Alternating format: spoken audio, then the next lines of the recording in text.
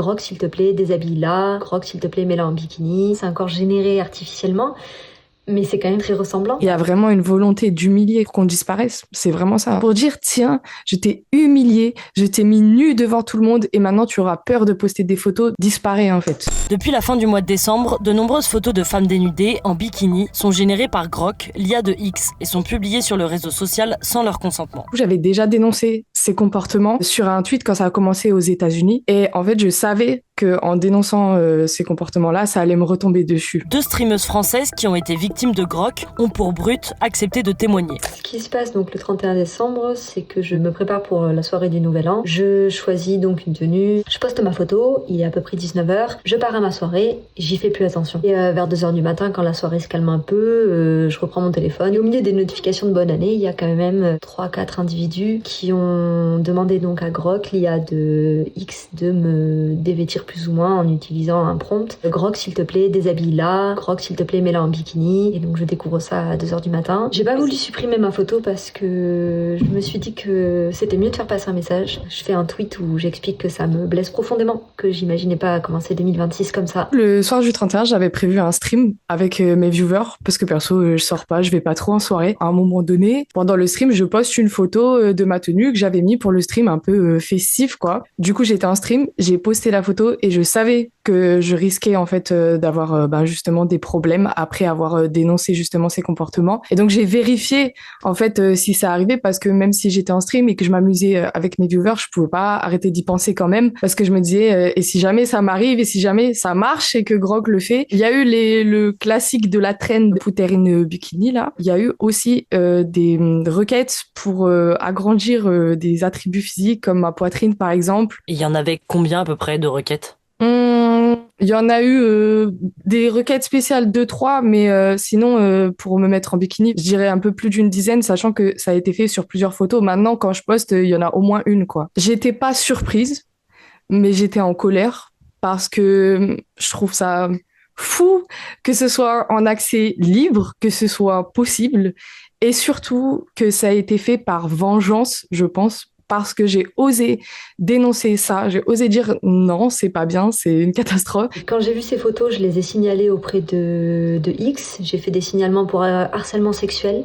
Et ensuite, il propose plusieurs catégories, donc j'ai dit qui me concernent. J'ai fait aussi ce qu'on appelle des signalements européens. C'est, je pense, une forme plus forte de signalement sur la plateforme. J'ai reçu ensuite des mails de X disant que ce serait étudié, puis le lendemain, des mails disant qu'aucune infraction n'avait été repérée. Je les ai pas signalés parce que à chaque fois que je signale quelque chose sur la plateforme, ça sert à rien.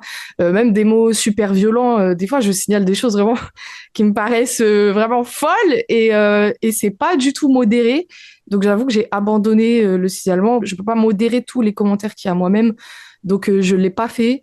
Je les ai juste bloqué les personnes. J'ai essayé de bloquer Grok, mais ça n'a pas marché. Il est très compliqué de faire supprimer ces images générées par l'intelligence artificielle, même si elles sont illégales, car non consenties et préjudiciables. Concrètement, les posts qui représentent des personnes dénudées sont des infractions manifestes à la loi. Absolument, oui, tout à fait. Les choses sont tout à fait claires. C'était pas tout à fait le cas jusqu'en 2024, mais aujourd'hui, on a un texte vraiment tout à fait précis qui vise à sanctionner les deepfakes. Le législateur a choisi de sanctionner à hauteur de 3 ans d'emprisonnement et 75 000 € d'amende l'utilisation, l'instrumentalisation d'une image d'une personne en la présentant sous une forme dégradante ou de manière transformée de nature à la présenter avec, si vous voulez, à sexualiser cette personne. Et cette loi prévoit toujours d'ailleurs la possibilité de suspendre l'accès à des réseaux sociaux pour des personnes qui auraient des comportements problématiques sur ces réseaux. Mais sur la question des deepfakes à proprement parler, je n'ai pas connaissance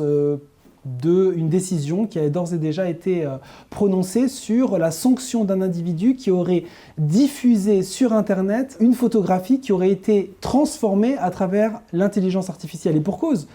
D'abord, cette loi a été prise dans le mouvement de l'intelligence artificielle, c'est un phénomène nouveau. Depuis 2022, le législateur a pris acte de cette situation, des possibilités de nuire qui peuvent être utilisées à partir de ces nouvelles plateformes. Nous constatons aujourd'hui un phénomène croissant et tout à fait problématique. Il faut que les personnes qui sont concernées déposent plainte, il faut que des enquêtes soient menées, le cas échéant, il faut que les auteurs soient identifiés, puis ensuite il y a une procédure judiciaire qui est longue. Je sais qu'on ne pourra jamais réguler à 100% que les deepfakes, le fait de sexualiser les femmes et tout, ça existe depuis des années et c'est ingérable parce qu'il y en a beaucoup trop, mais au moins que ces outils soient pas aussi assumés, aussi accessibles. C'est pas parce que ça existe qu'il faut faciliter la tâche à ces personnes qui font ces choses-là. Croc a tout à fait la possibilité de régler la manière dont les prompts pourraient être proposés et empêcher qu'une image soit transformée à caractère sexuel. C'est un choix qui est fait par la plateforme.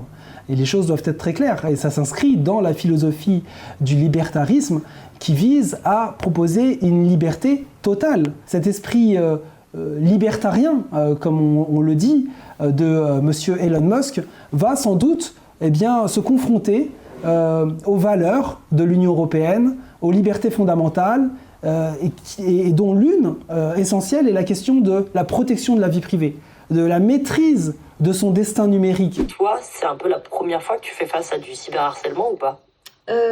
Oui, c'est la première fois, mais je m'y étais préparée quand j'ai commencé à stream. Je m'étais dit un jour, ça va t'arriver. C'est comme ça. Là maintenant, je sais qu'il y a des deepfakes de moi et elles partiront jamais d'internet. Je suis obligée de vivre avec. Ça reviendra, ce sera pas la dernière fois. Ça, j'en suis convaincue. L'idée derrière tout ça, c'était absolument pas d'avoir accès à des photos dévêtues. C'était d'imposer à une personne qu'elle soit dévêtue. Et tout est une question de consentement. Il y a vraiment une volonté d'humilier, quoi, pour qu'on disparaisse. Pour dire, tiens, je t'ai humilié, je t'ai mis nu devant tout le monde et maintenant tu auras peur de poster des photos, donc tu ne pourras plus poster tes photos, je ne te verrai plus jamais sur mon téléphone. Disparaît, en fait. C'est un petit peu une sanction de la femme qui ose proposer du contenu, qui ose se montrer publiquement. Moi, ça me fait sincèrement peur que les femmes s'effacent par juste peur des représailles, en fait, parce qu'elles sont très violentes. Elles sont vraiment très violentes. Dès le lendemain, tu tweets « Je me laisserai pas décourager. Les femmes ont toute leur place sur Internet. Elles ont le droit d'y vivre, d'y découvrir et faire découvrir, d'y apprendre et de s'y amuser. N'en déplaise aux détraqués. Je lance un stream et avec le sourire, merci à tous pour votre soutien. » Pourquoi avoir tweeté ça ? C'était important ? Ouais, pardon, je suis un peu émue. Ouais, c'était important. J'ai passé un 1er janvier à me demander si j'avais eu tort. Et à la fin de la journée, je me suis dit que non. Et c'est douloureux, en fait, de voir que c'est encore à nous de nous adapter. C'est encore à nous de changer de trottoir. C'est encore à nous de faire attention à comment on s'habille, à comment on poste. Donc c'est agaçant aussi et c'est un petit peu fatigant. Même si on trouve un moyen demain de s'assurer qu'on ne peut pas modifier via Grok les photos, le mois prochain, il y aura autre chose pour le faire. Je pense que le seul moyen pour que ça s'arrête, c'est que collectivement, en tant que société, on se penche vraiment sur l'éducation autour de tout ça, de toutes ces questions, de l'hypersexualisation des femmes, du consentement, parce que tout est une histoire de consentement ici, et du respect des uns et des autres.